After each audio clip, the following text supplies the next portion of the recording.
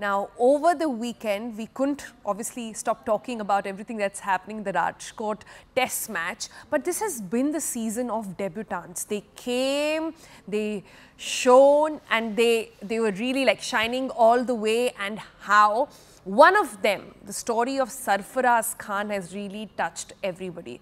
Now, Sarfaraz, as we know, had got on to a really amazing start, got run out last minute because of a miscommunication.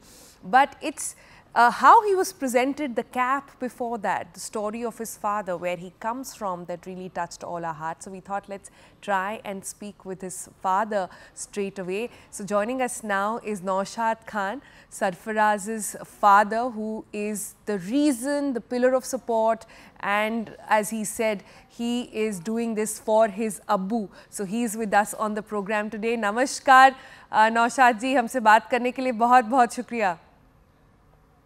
पहले तो मुझे ये बताइए कि India को जब कैप दिया गया सरफराज को, उसने कैप लिया, उसके हाथ कपकपा रहे थे उस टेस्ट मैच के पहले, वो भाग के फिर गया आपके पास, आपने वो कैप लिया, फूट फूट के रोए, वो मोमेंट सबने देखा और हम सबको इतना टच करा. उस समय आपने एक लाइन बोली थी, वो कि सूरज अपना समय लेता है निकलने में. वो लाइन एक बार पहले तो दोहराएंगे हमारे लिए.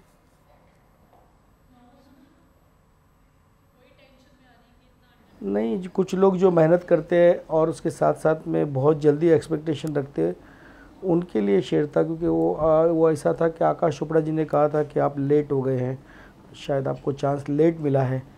तो फिर ये मैंने कहा था, रात को वक्त चाहिए गुजरने के लिए, सूरज मेरी मर्ज़ी से नहीं निकलने वाला. तो जो बोलते हैं ना कि सवेरा होता है लेकिन वो अपने समय पे होता है, हमारे सोचने से नहीं होगा.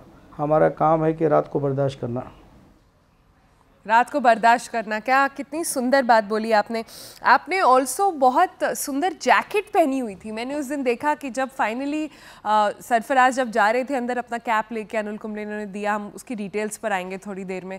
आपने एक जैकेट पहना था, उसके पीछे लिखा हुआ था cricket is gentleman's game. Gentleman के ऊपर लाइन लगा हुआ था और फिर लिखा था इट इज़ एवरीवन्स गेम.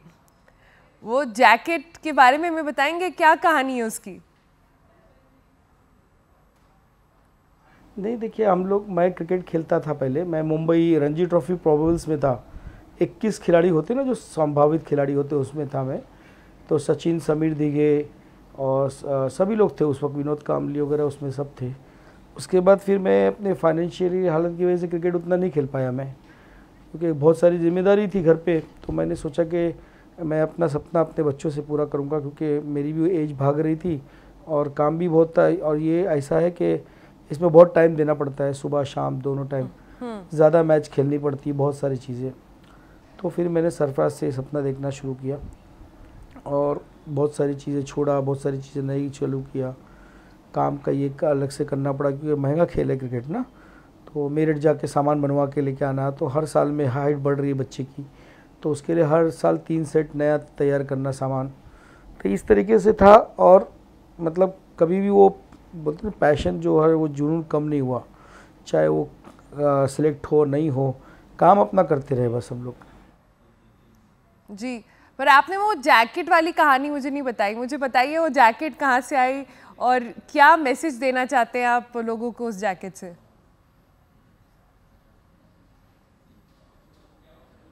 जी जी, नहीं, मैंने नहीं, ये एक्चुअली सरफराज का कॉन्ट्रैक्ट है प्यूमा से.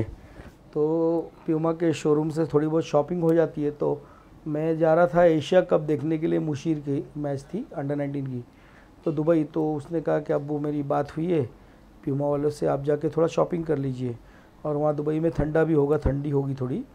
तो मुझे ये जैकेट पसंद आई, क्योंकि उसमें क्रिकेट की एक लाइन लिखी थी, उसमें लिखा था क्रिकेट इज़ एवरीवन गेम, और बीच में जेंटलमैन की लाइन थी, तो उन्होंने वो कट कर दिया. तो वही ये जैकेट थी. तो उससे एक मोटिवेशन भी मिलता है कि भाई हर एक कोई खेल सकता है. और आप तो घर घर IPL होने की वजह से घर घर किचन तक क्रिकेट तो पहुंच ही गया है. औरतें सब पहले ही खाना बना लेती है, 8 बजे मैच है, 7 बजे मैच है, तो मेरे ख्याल से घर घर पहुँच गया है.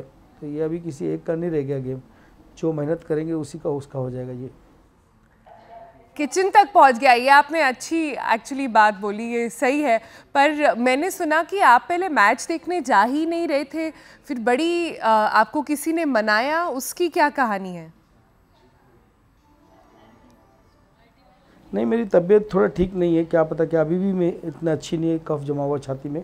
अभी डॉक्टर आए थे जो हमारे फैमिली डॉक्टर, इंजेक्शन और दवा दे के गए, सर्दी हो गई थोड़ी सी। तो मैं एक्चुअली सूर्या का मैसेज आया था कि सूर्या कुमार यादव ने कहा कि वो सरफराज का दोस्त है, मुशीर को भी बड़ा प्यार करता है, मुझे भी बहुत रिस्पेक्ट देता है। तो बोला सर आप मैच देखने जा रहे हो क्या? तो मैंने बोला नहीं सूर्या, मेरी तबीयत ठीक नहीं है और मैं जाके अननेसेसरी प्रेशर नहीं देना चाहता अगर उसको चांस मिलता है। क्योंकि देखिए उम्मीद तो थी कि वो खेलेगा, लेकिन ये नहीं पता टॉस होने तक कि कौन खेलेगा कौन नहीं खेलेगा, क्योंकि पिच देख के, विकेट देख के जो 12वां नंबर है वो 11 हो जाता है, 11वां नंबर 12 भी हो सकता है ना। तो मैं वो भी सोच रहा था, बोला अगर मिल भी गया तो मैं अननेसेसरी प्रेशर क्यों दूँ उसे। तो थोड़ी देर के बाद फिर सूर्या ने मैसेज किया कि नहीं सर ठीक है, आपके इमोशंस तो अपनी जगह पे, लेकिन मुझे ऐसा लगता है कि आपको जाना चाहिए, क्योंकि लाइफ में one of the best moment रहेगा आपके, ऐसा टाइम कभी नहीं आएगा। उसके बाद वो बहुत खेलेगा आगे, लेकिन ये मोमेंट नहीं मिलेगा आपको, मुझे लगता है जाना चाहिए। मैंने भी अपने वहाँ घर वालों को लेके गया था, तो मैंने फिर सोचा था मेरी वाइफ को भी लेके जाऊँगा, लेकिन टिकट मिला नहीं मुझे। एक ही टिकट, राजकोट की फ़्लाइट तो आपको पता ही है, और दूसरे दिन मैच था, आज ही निकलना था, ऐसा था। तो एक टिकट अवेलेबल था तो मैं चला गया। नौशाद जी, हमें वापस मैं आपको उस मोमेंट में, उस लम्हे में लेना चाहती हूँ जब अनिल कुंबले सरफराज को वो कैप दे रहे थे।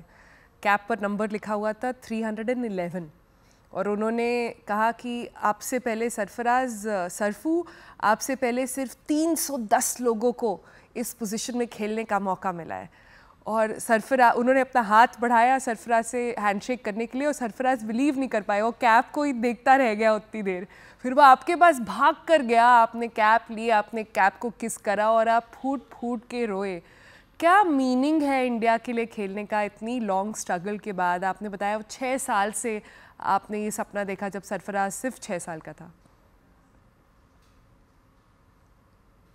नहीं, मैं कह रहा हूँ कि एक शिद्दत के साथ उसमें लगे हुए थे हम लोग, और अपना घर, मेरा घर के बाहर एक पीछे क्रिकेट की, तो वो कौन सा एक शेर याद आ रहा है कि किसने सोचा था अपने घर ऐसे भी मंजर होंगे, घर अपना मैदान बनाकर घर से हम बेघर होंगे, और ये मिट्टी ज़िद्दी बहुत है सर पर कर्ज नहीं रखती, जो इन पर मेहनत करते हैं ताज उन्हीं के सर होंगे। क्या बात, आज नहीं तो कल होंगे, आज नहीं तो कल होंगे। तो वही एक सोच रहा था कि मेहनत तो किए हैं। तो उसमें बीच में एक शेर और याद आया था, मैंने पढ़ा भी था कि जो मेरा ख्वाब है आंखों का हिस्सा क्यों नहीं होता, दिए हम भी जलाते हैं उजाला क्यों नहीं होता। तो ये इस तरीके की सोच भी आई थी कभी कि क्यों नहीं हो रहा है सवेरा, क्यों नहीं हमारे को चांस मिल रहा है। लेकिन जैसे मैंने वो कहा ना कि सूरज अपने समय पे निकलेगा, और वो निकला 15 तारीख की सुबह में निकला 8:40 पे, जब वो सरफराज को कैप मिली। देश के लिए खेलना, 92 ईयर्स के टेस्ट क्रिकेट के अंदर टोटल 310 लोग खेले हैं, और 140 करोड़ की पॉपुलेशन है हमारी इंडिया की। वो कुछ कैप तो मुझे ही मिली है, समझ लो, क्योंकि वो मैं अपना ही सपना उससे जी रहा था। अपना सपना तो आप जी रहे थे, और सूरज आपने सही कहा निकला, और क्या चमका, और आगे भी ऐसे ही चमकते रहे उसके सितारे, उसका सारा कैलिबर, हम तो यही चाहेंगे। पर अब मैच की तरफ ज़रा जाते हैं। उस दिन सरफराज बहुत ही बढ़िया पारी खेल रहा था, सबको लगा कि आज तो डेब्यू में 100 रन बनेंगे जिस तरह से खेल रहा है, लेकिन कैसे एकदम रन आउट हो गया। हम सब, वो हमने स्टेडियम में सुना, एकदम साइलेंस हो गया था। हम सब जो घर पे बैठ के देख रहे थे, हम सबके मुंह खुले के खुले रह गए कि हुआ क्या, इतनी अच्छी पारी एकदम से कैसे ख़त्म हो गई। आपने उसके बाद क्या बात करी सरफराज से? हमने बाद में जो मैच के बाद में जो पिक्चर्स देखे, उसमें भी उसको भी बिलीव नहीं हो रहा था, वो बस बैठा हुआ था, उसकी शक्ल दिखा रहे थे। रोहित शर्मा ने गुस्से में अपनी कैप फेंकी, इतने इमोशंस चल रहे थे। आपके मन में क्या था, आपने क्या बोला बाद में उसके? नहीं, देखिए बैटिंग जिस हिसाब से कर रहा था उम्मीद तो थी, लेकिन रन आउट होना, रन बनना या कभी कैच छूट जाना, ये part and parcel of the game है। तो इसमें ये हम नहीं कह सकते कि किसी ने जानबूझ के किया, या गलती तो होती है ना, मिसअंडरस्टैंडिंग हो सकती है। वो हो सकता है कि जेड्डू ने ये सोचा होगा कि ये रन है और उसके बाद जैसे खेलने के बाद रियलाइज़ होगा कि शायद वो रन नहीं पहुंच पाऊँ मैं, तब तक लेके लेट हो गए थे ना, क्योंकि फ्रैक्शन ऑफ सेकंड में ये काम होता है, आउट होना नहीं होना है ना, और डायरेक्ट हिट भी लग गई। तो इसमें उनकी कोई गलती नहीं है, हर कोई चाहता है कि मतलब अपने पार्टनर को लेके चले और टीम के बारे में ही सोचते हैं सब लोग। जी मैंने एक इंटरव्यू में नौशाद जी सुना था कि सरफराज से पूछा गया कि अगर इंडिया के लिए कभी खेलने को नहीं मिलता तो क्या करते, और उन्होंने कहा तो क्या करते, अब्बू के साथ वापस जाके लोकल ट्रेन में ट्रैक पैंट्स डाल के लोगों को बेचते। मुझे सुन के लगा कि कितना कठिन रहा होगा, और आपके एक नहीं 3 लड़के हैं, तीनों को आप क्रिकेट सिखाते हैं, इनकी ड्रीम्स पे खर्चा करना, इनकी मेहनत करना, घर के खर्चे निकालना, कैसे संभाला आपने ये सब? ट्रैक पैंट हम लोग लोकल ट्रेन में नहीं बेचते थे, लोकल ट्रेन से लेके जाते थे। वो फैशन स्ट्रीट करके एक जगह है बॉम्बे में, तो वहाँ आज़ाद मैदान और क्रॉस मैदान के बीच में है, तो वहाँ पर मैं अपना लगाया था, एक दुकान लिया था रेंट पे। तो वो जो ट्रैक पैंट ला के उधर देता था, उनसे एक पैंट के पीछे मुझे पैसे मिलते थे, कभी कभी अपने लड़के रखता था, उनको मैं देता था पर डे का, और बिकवाता था उनको। और साथ में मैदान में प्रैक्टिस और मैच भी चलती थी, शाम को हिसाब किताब भी करते थे हम लोग। तो क्योंकि क्रिकेट में रेलवे की कमाई से तो आप क्रिकेट नहीं खेल सकते ना, उतना पैसा नहीं होता है रेलवे में, क्योंकि इतने महंगे महंगे सामान है क्रिकेट के, वो सब खर्चे कैसे निकलेंगे। तो जो काम मिला वो सब करते थे हम लोग। जी जी नौशाद जी, मुझे लगता है आपकी कहानी क्यों इतने लोगों को टच करी है, क्यों इतने लोगों को पर्सनल लगता है, क्योंकि उनको लगता है कि अगर आप सरफराज ये कर सकता है तो बहुत उम्मीद जग गई है। जैसे बहुत सारे लोगों में इंडिया में जो उसकी कहानी देखते हैं कि भाई वो कर सकता है तो हम भी कर सकते हैं, अभी भी होप है। नहीं, बिल्कुल यही तो एक मैसेज है मिला है ना लोगों को, कि मैंने ये देखता हूँ कितने लोग, अभी बॉम्बे में भी देखा हूँ मैं और भी कई जगह, कि माँ और बाप दोनों अपना गांव घर खेत बात बेच के बच्चे के पीछे शहरों में आए हैं उनको क्रिकेट खिलाने के लिए, और उस सपने के साथ में उनको खिला रहे हैं, मेहनत कर रहे हैं, दिन रात लगे हुए, ट्रैवलिंग कर रहे हैं, ना कोई रिश्तेदारी में जा रहे, ना कहीं कोई शौक़ पूरा कर रहे, ना बचपन में जीने दे रहे बच्चों को। और ऐसे कितने कई हज़ार, मुंबई में, इंडिया में ऐसे कितने लोग हैं जो क्लब को खेलते हैं छोटे मोटे, या तो फिर रेगुलर अपने किसी नेट्स के ऊपर या किसी कोच के अंडर में खेल रहे हैं। तो उनको भी एक वो मिला है कि हाँ चलो सरफराज का हो गया, एक दिन मेरा भी होगा, उसने हिम्मत नहीं आ रहा, हम भी नहीं हारेंगे। तो एक वो जज्बा मिलता है, वो जज्बा मिला है सबको। और क्योंकि अगर वो सरफराज को नहीं होता तो शायद उनका भी दिल टूटता। तो मेरे ख्याल से ये बहुत अच्छा काम हुआ है कि जो domestic cricketer, Ranji trophy player हैं, जो लोग 100 सेंचुरी मार रहे हैं, कई 100 मार रहे हैं, कितनी विकेटें ले रहे हैं, तो उनके लिए भी एक सपना, एक रास्ता खुल गया है जी, कि डोमेस्टिक क्रिकेट का रिवॉर्ड मिलेगा एक दिन। जी जी, पर नौशाद जी, जब जिनको ब्रेक मिल गया वो तो सारी अच्छी बातें करते हैं, बट आई एम श्योर इस पूरी जर्नी में इतने सालों की मोमेंट्स रहे होंगे कि आपको भी लगा होगा भाई अब कितनी मेहनत, इसका फल क्यों नहीं मिल रहा है। जैसे आपने कहा ना कि रात की सुबह क्यों नहीं होती, ऐसे मोमेंट्स में आपने क्या कहकर अपने आप को मोटिवेट रखा, सरफराज को क्या बोल के मोटिवेट रखा कि नहीं बेटा लगे रहो, अपनी ड्रीम के पीछे लगे रहो, उसको छोड़ो नहीं? नहीं, वो तो है, लेकिन कहने का मतलब दूसरा काम भी तो नहीं आता है क्या करेंगे बताइए, इसके अलावा क्या कर सकते थे। और आज की तारीख के अंदर तो जॉब मिलना बड़ा मुश्किल है बच्चों को, और जो काम अभी कोई भी काम में अगर ऐसा काम जिसमें आपका शौक़ भी पूरा हो रहा और वो काम भी हो जाए, तो उससे अच्छा तो कोई काम हो ही नहीं सकता है। और इसमें मुझे किसी को फ़ीस तो देनी नहीं थी कि उसको बैट पकड़ने सिखाना है या कहीं कोचिंग के लिए भेजना है। इनके लिए डबल एडवांटेज था कि बाप और कोच दोनों मिल गया इनको, तो मेरे ख्याल से ज़्यादा आसान हो गया, क्योंकि ऑन द फील्ड और ऑफ द फील्ड दोनों हमारे साथ में थे। और मैंने अपने कई साल क्रिकेट के अंदर खर्च किए, तो वो सब एक्सपीरियंस मैंने इनको शेयर किया। मैंने अपने क्रिकेट में 25 साल में बहुत सारी गलती की, तो वो गलती हटा के इनको रास्ते बताया, और उसके बाद ये जो गलती करेंगे ये अपने आने वाली औलाद को बताएंगे, या अपने जो अभी नए उनको देख रहे बच्चे, उनको सुन रहे, उनको बताएंगे कि मैंने अपने क्रिकेटिंग करियर में ये किया, तो वो उनको फ़ायदा पहुँचेगा। इसी तरीके से ये तो चलते रहता है ना, ये तो सीढ़ी है कि एक आएगा एक जाएगा। जी मैंने रिसेंटली देखा कि आनंद महिंद्रा, मुझे पता नहीं आप उनको जानते हैं कि नहीं, उन्होंने एक ट्वीट करके वो इतना टच हो गए सरफराज की कहानी से कि उन्होंने कहा है कि वो आपको एक थार गिफ्ट करना चाहते हैं। इनफैक्ट उन्होंने कहा कि सिर्फ आपकी जितनी मेहनत गई है उसके लिए वो आपको एक थार गिफ्ट करना चाहते हैं। आपने देखा उनका ट्वीट?